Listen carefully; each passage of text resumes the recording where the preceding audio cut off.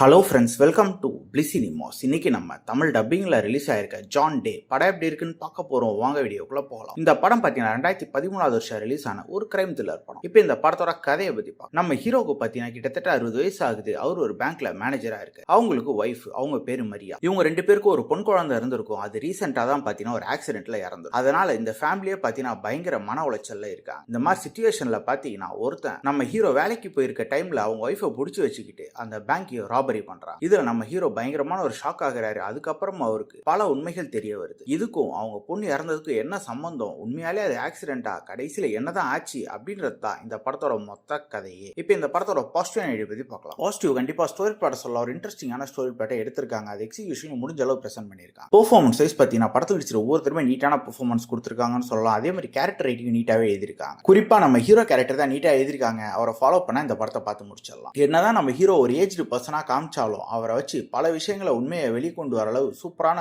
ஒரு ரைட்டிங்கை கொடுத்துருக்காங்க. நல்லாவே இருந்தது பார்க்க. படத்துல இவங்க மெயின்டைன் பண்ண சஸ்பென்ஸ் ஃபேக்டர் ரொம்ப சூப்பராக ஒர்க் அவுட் ஆயிருக்கு. டெக்னிக்கலும் பார்த்தீங்கன்னா படம் சவுண்டா தான் இருக்கு. சினிமோட்டோகிராஃபி, சவுண்ட் எஃபெக்ட்ஸ், பிஜிஎம் எல்லாமே நல்லாவே பண்ணி கொடுத்துருக்காங்க. ஸ்கிரீன் பிளேஸ் பார்த்தீங்கன்னா ஒரு இன்ட்ரெஸ்டிங்கான ஸ்கிரீன் பிளே தான் இருந்தாலும் பார்த்தீங்கன்னா ஒரு சில இடத்துல நமக்கு லேக் அடிக்க தான் செய்யுது. அது மட்டும் இல்லாமல் ப்ரெடிக்டபிளா இருக்க தான் செய்யுது. மொத்தத்தில் பார்த்தீங்கன்னா இது ஒரு ஒன் டைம் வாட்சபிள் படம் தான். வேணும்னா ட்ரை பண்ணி பாருங்க. படத்தில் அடல் கண்டென்ட் இருக்கு. ஸோ ஃபேமிலியோட ட்ரை பண்ணாதீங்க. இன்னொரு வீடியோவில் சந்திக்கலாம். தேங்க்யூ.